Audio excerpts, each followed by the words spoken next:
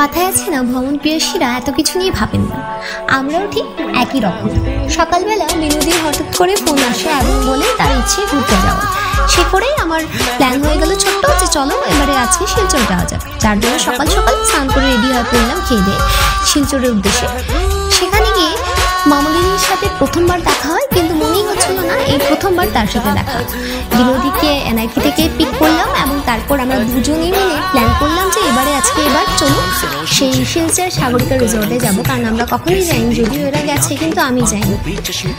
এবং যাওয়ার পর নিতান্তই ভালো লাগলো সেখানের ভিউটা দেখে, কারণ খুবই সুন্দর সেই শিলচরের জায়গা, এত সুন্দর একটা রেস্টুরেন্ট সেটা বলার ব্যতীত।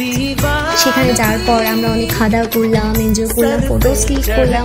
সব থেকে বড় কথা, আমরা অনেকদিন পরে মন খুলে কথা বলতে পারলাম এবং অনেক অনেক আনন্দে কাটছিল সেই দিনটা।